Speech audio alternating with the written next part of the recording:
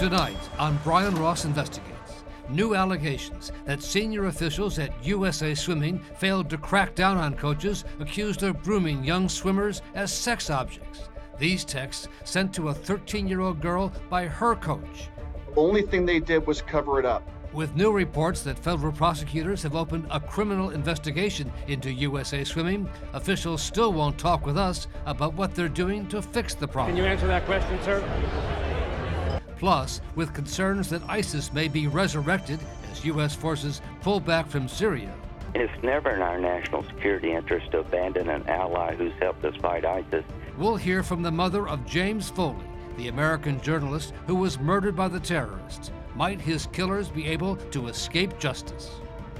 And our shout out for the reporter in Minnesota who uncovered the shocking reality of Midwestern teens caught up in sex trafficking rings.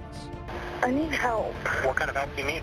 There's 3 people trying to prostitute me. Why are the state's judges going easy on some of the men responsible? Not a single judge in the state would talk with us. From the Law&Crime Network studios in New York City's Herald Square, this is Brian Ross Investigates.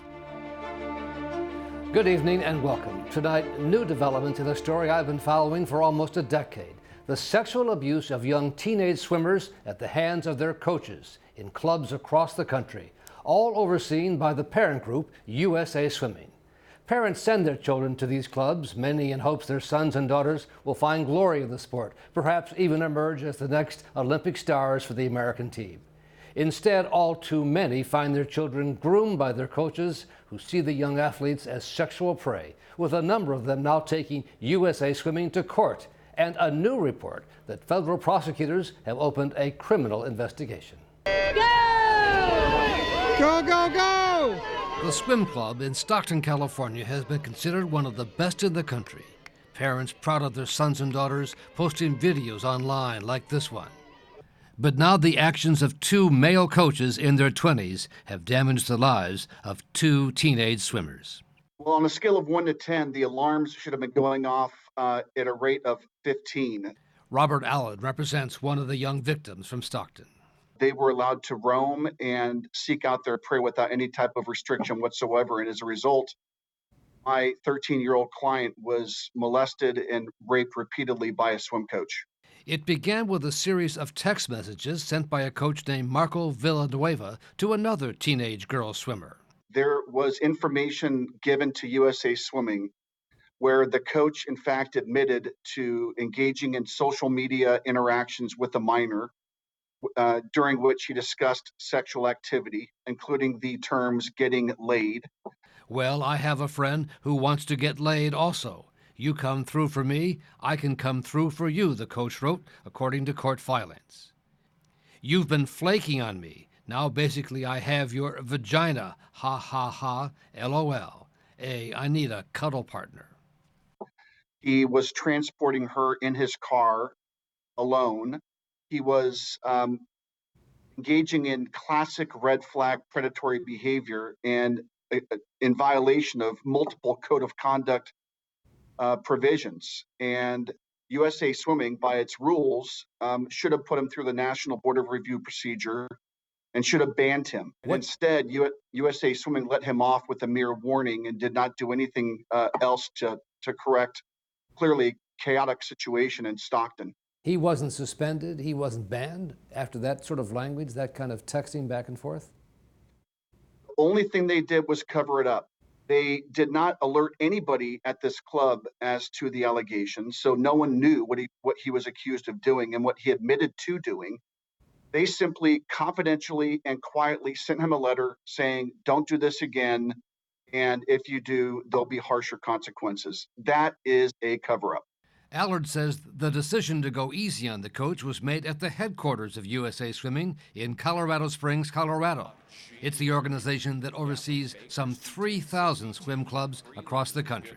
The USA Swimming Code of Conduct rules require that the executive director, in this case, Tim Hinchy, sign off on any decision as to whether or not to discipline a coach accused of, in this case, predatory behavior. And he signed off on it. This went to the very top. And if the rules were followed, he would have been apprised of the situation and would have agreed with the decision. Allard says that failure to take action emboldened this coach, Shunichi Fujishima, who molested and raped his client starting at the age of 12. Predictably, when you have a coach doing these things and they're put up for discipline and no disciplinary action happens at all, it sets the expectation at the club that these types of behaviors are allowed. And it was a copycat type process where the coach who molested my client, who was coaching right alongside Marco Villanueva, and after he left. The coach, Fujishima, pleaded guilty and is now serving 12 years in prison, a development that made big news across California and raised even more questions, Allard says, about the role of USA Swimming failing to deal with the earlier case or even notify parents. This would have never happened. It was a simple phone call that they should have made, and they failed to do because they were too busy trying to cover it up. An investigation by the Law&Crime Network has found that there are hundreds of young swimmers who have been sexually abused by coaches in the last 5 years alone. Like this young woman in North Carolina, who was 14 when her coach began to sexually abuse her. I feel guilty all the time, and it physically and mentally hurts not to cry. Her coach is now in prison, and she and her family are also suing USA Swimming for creating a climate and culture that tolerates such abuse. You've got coaches who see these people that look like grown women that are running around in swimsuits, and I think that just invites some of the bad behavior that we have unfortunately seen with USA Swimming coaches. The USA Swimming president, Tim Hinchey, told Congress the sport is instituting what he calls a safe sport program for all of its member clubs. We have a number of new initiatives underway, and we are vetting even more. The Safe Sport Recognized Club program will enhance athlete protection efforts at all levels, especially the local level. While we cannot change the past, we will learn from it and we will do better. Our commitment to preventing child sexual abuse and providing a safe and healthy environment for our athletes is constant and long-lasting. USA Swimming would not tell us nationwide how many of its clubs are certified as safe sport clubs, and when we tried to ask Hinchey about it at a swimming fundraiser, he walked away from our cameras. Can you tell me right now how many? I'm not going to speak right now. But why not? Why can't you talk? Because I'm here hosting people. I know, but these are important questions. Sir, how many recognized safe sport clubs exist today? Can you answer that question, sir? And now the Wall Street Journal is reporting that federal prosecutors in New York have opened a criminal investigation of USA Swimming, which comes as no surprise to Bob Allard. Number one, they're failing to contact the authorities because on account of the fact that they are mandated reporters. Number two, the cover-up of pedophilia is a crime. And number three is when you force these athletes to have sex as a condition of them being able to compete at the highest levels, that's forced sexual labor, and that's a crime. And is there evidence that the coaches are demanding sex in return for placing the swimmers in the best position, the best meets? In every case, that's part of the grooming process. That's how they get these young ladies to do what they want them to do, which is to engage in sex acts with them. It's absolutely a carrot hung over their head that if you want to advance in the swimming world, if you want to go to the Olympic Games, if you want to represent America, this is the price you have to pay. Representing the United States of America, Michael Phelps. We invited USA Swimming to provide someone to come on our program tonight and respond to these increasingly serious allegations and the report that the organization is now the focus of a criminal investigation by the U.S. Attorney's Office here in New York, as first reported by the Wall Street Journal.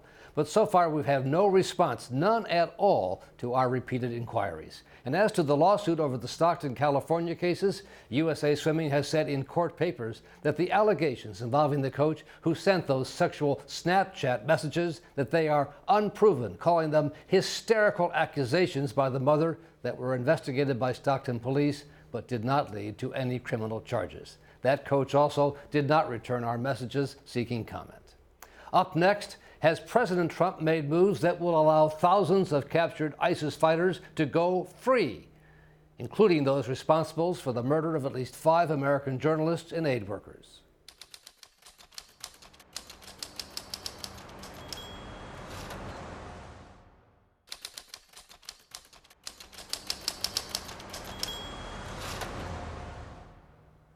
Back now with growing concerns that a decision by President Trump to abandon the Kurd fighters who helped the U.S. fight ISIS will now allow thousands of ISIS fighters to escape and once again pose a terror threat that had been all but extinguished. Even the president's supporters are calling it irresponsible, as Senator Lindsey Graham did in a telephone call to Fox News. I would hope people in the country want allies in the war. So when somebody steps up and helps America with ISIS, which is a threat to mankind, and we've had people killed in America because of ISIS inspiration. So the Kurds stepped up when nobody else would to fight ISIS.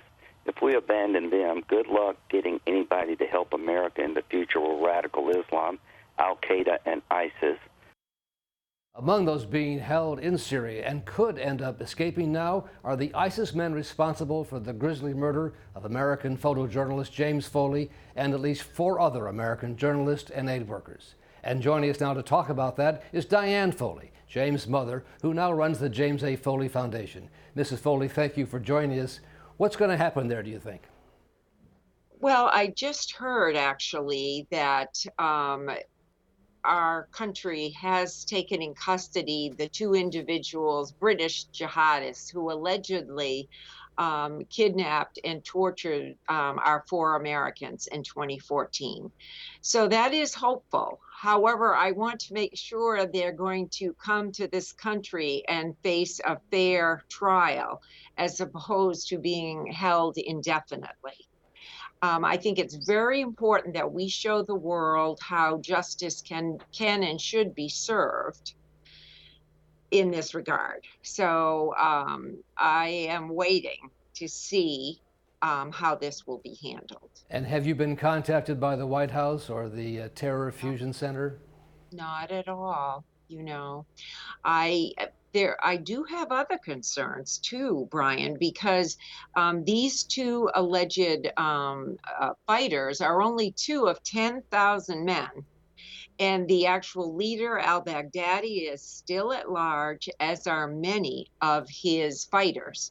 So the thought of any of these people be escaping together with some of their wives who also are filled with this hatred for the West is very frightening and certainly a national security risk.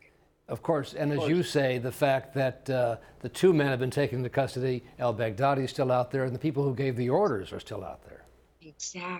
Exactly, Brian. And, you know, I would hope that we would take leadership of an international coalition to seek justice for all the human rights atrocities that ISIS has imposed on this part of the world. Mrs. Foley, a question for you from our control room from executive producer Rhonda Schwartz. Rhonda, what's your question? Diane, thanks again for joining us tonight.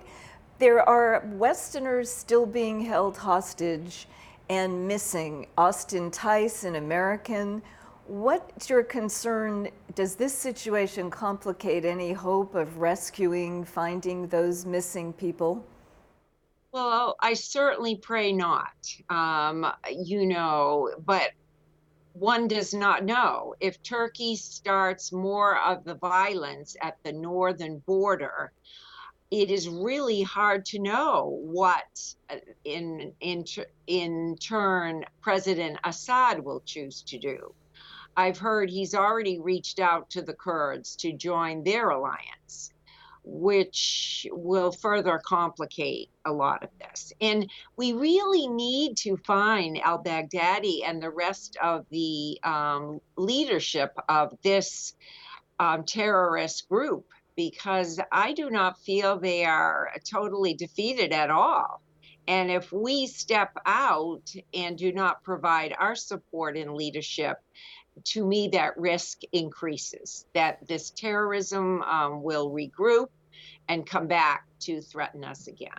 And Mrs. Foley, you also, I know, have hopes at some point for the return of your son's body and the remains of the other Americans who died there. Sure, of course.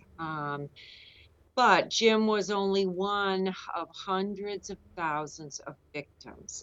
This is truly a human rights atrocity. And I'm hopeful that the international community would come together and put all of these fighters on trial, because we need answers and we need to stand together against this threat. Indeed. Diane Foley, thank you so much for joining us tonight. The legacy of your son James remains very much alive thanks to your work. Thank you. Up next, our shout out for the investigative TV reporter in Minnesota who exposed some ugly truths about what was happening to teenage girls in his state and why the state's judges often went easy on the men responsible. When we return.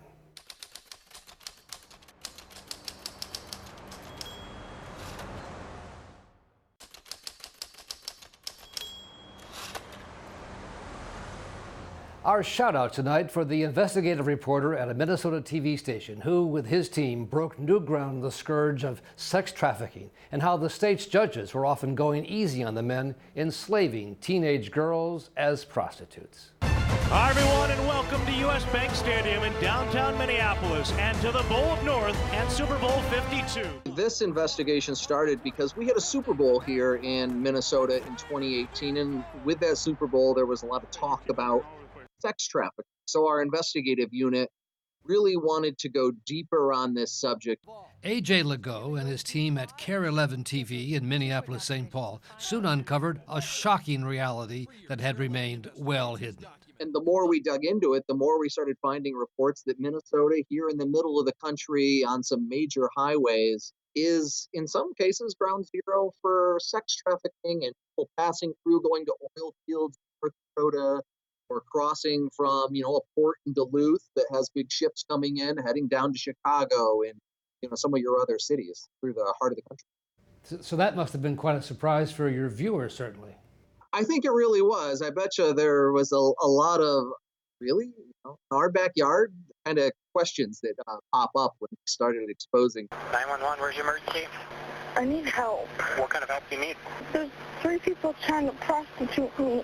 And they brought the story to life with a focus on one 16-year-old girl who they called Jodelle. If they see me, they're gonna kill me.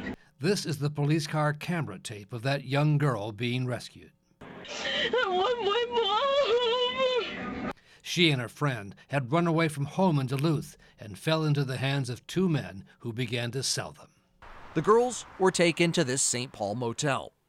Room 229 is where Jodelle's hell began. I had a knife put up to my neck when I was being raped. We had some really poignant interviews, especially with a young lady who was willing to share some really horrific details of what happened to her and her experience to showcase why this was such a problem. And how did you get those incredible police tapes of her as she was expressing her fear of what was going on? Really, that took more work than just about anything else in this investigation because the police were understandably loath to release those. Eventually, we ended up working with the victims, and she allowed us to share them. And in some of the other police videos, it was really just identifying key cases that had, made headlines across the state, in the months and years prior, but hadn't really been delved into with a really serious spotlight. But what took this investigative reporting to a higher level was what Legault and his team discovered in area courts once the men responsible were brought to justice. Huge numbers, able to avoid what was supposed to be a mandatory financial fine, with the money used to help victims. When we analyzed 7 years of statewide court data, we found from 2011 to 2017 there were 196 traffickers sentenced, but 118 of them, 60%, had no prostitution assessment imposed. And the more we kept pulling that string, initially we found, okay, judges aren't imposing these fines that are supposed to be mandatory and shortchanging victims of sex trafficking. Well, then we flipped it on its head and we said, okay, what's happening with the money when judges actually do impose it? And when we did that, we found that the money that was by law supposed to be going for very specific things, taking care of victims, police, prosecutors, just for training, handle these cases. The money was missing, misplaced, misused. It was going into general funds, and it wasn't being used the way the law required. So we found that, and we kept digging on that. And then we found, in some cases, we found money going directly into a prosecutor's pocket as a bonus for getting convictions, which was maybe the most shocking thing we found. And when the CARE 11 team sought reaction from the judges, not a single judge in the state would talk with us, including the judge who handled the case involving 16-year-old Joe Dell, whose abusers were convicted but not required to pay the mandatory fine. We emailed Judge Merrick asking why the failure to fine. She refused to be interviewed, responding, "I do not comment on my cases nor on my decision-making process." It's the kind of work that does not come easily or quickly. This story took months to prepare before it ever went on air. And we're juggling other projects at the same time. But I spent weeks just in a records room reading through cases to get an understanding of how sex trafficking cases work as they hit our judicial system. Our unit has myself, it has producer Steve Eckert, who I know you know from his Dateline days. What do you say to those stations that aren't doing this kind of work with that kind of investment and backing? You need to give your crews time to do this kind of journalism, because this is what our job is. It's to hold people accountable. It's to shine a light in places that you're not going to be able to in a day. And to help end a culture that has for too long tolerated cases like that of Joe Dell. They're going to kill me because I'm there as no one else is. And so a well-deserved shout out to AJ and his executive producer, Steve Eckert, a longtime colleague back when I worked with him at NBC News. So nice to see him still at it, bringing along a great new generation of investigative reporters. That's our program for tonight. Thanks for joining us. We'll see you back here next week.